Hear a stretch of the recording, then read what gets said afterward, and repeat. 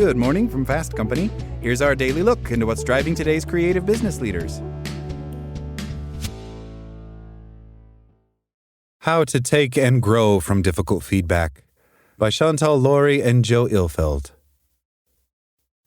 Early in Chantal's career, my manager Scott shared something in my annual review that I'll never forget. My sarcastic sense of humor made some people uncomfortable. He recommended that I tone it down a bit. I felt embarrassed and defensive.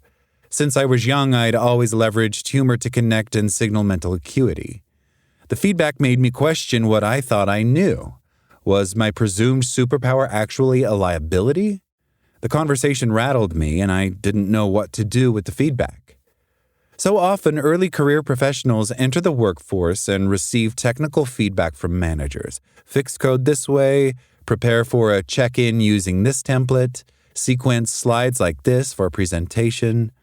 This type of feedback is helpful. Too often, though, managers are nervous to share behavioral feedback, like what Scott gave to me.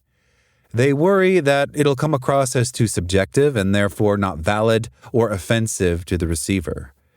These are reasonable concerns, but unfortunately, perception can impact how your career progresses. It might be jarring and unfair to receive this kind of feedback, but you can actually use it to your advantage.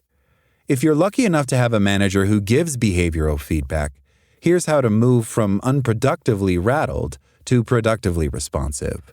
This way, you can leverage the feedback to grow professionally. Be open, not defensive. As humans, we are wired to self-protect ourselves from danger.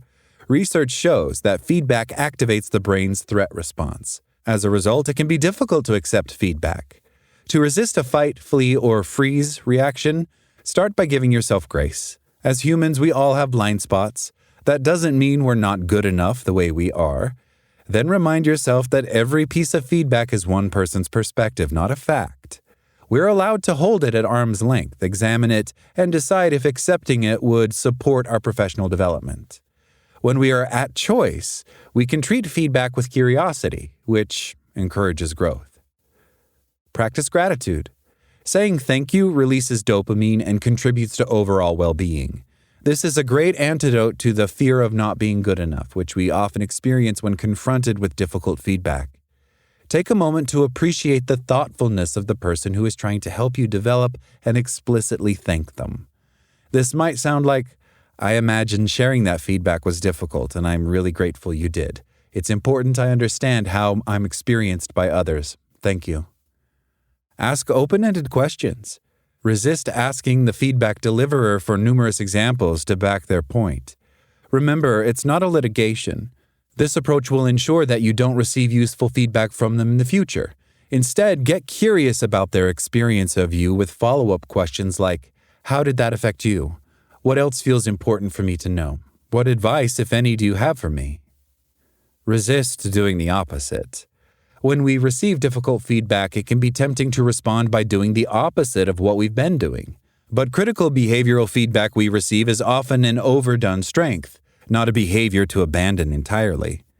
For example, one client, Izzy, exuded optimism. She always saw the best in colleagues or opportunities and could frequently be heard saying, "Don't worry, it'll all work out. And sure, it's possible, no problem." Unfortunately, over time, her relentless positivity started eroding her reputation. Some people perceived her to be naive and thought that she lacked critical thinking skills. Upon hearing this feedback, Izzy felt self-conscious and began to shift her behavior in a dramatic way. She wanted to prove that she could operate with a skeptical eye. "It sounds like you should always be the devil's advocate in the room," she said. But this reaction would have created a host of other issues. Other colleagues suddenly saw her as overly negative or even inauthentic. Instead, to support Izzy's growth, we worked together to invite a little more critical judgment into her leadership to complement her gift of seeing what's possible. When we get tough feedback, instead of over-dialing, figure out specific behaviors that you might be exaggerating.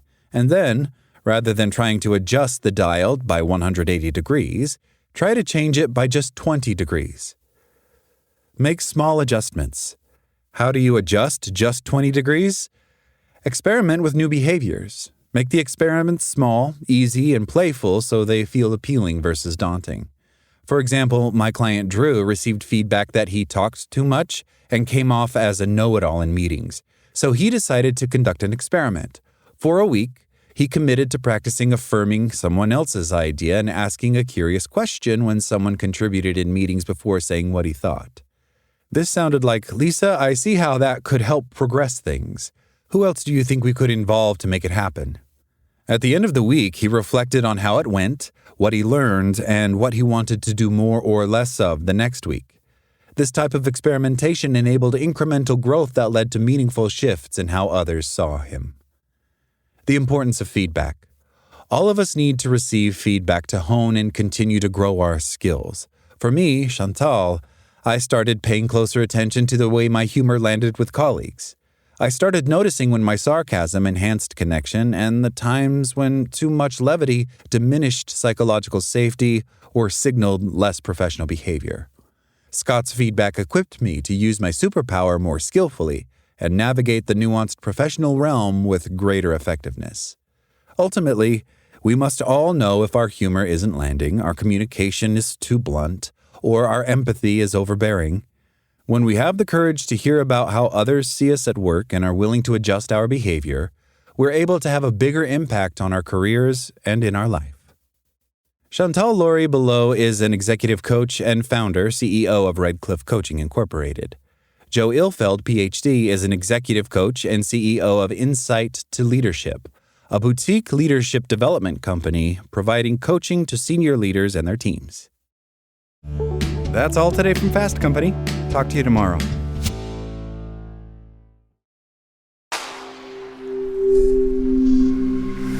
SpokenLayer.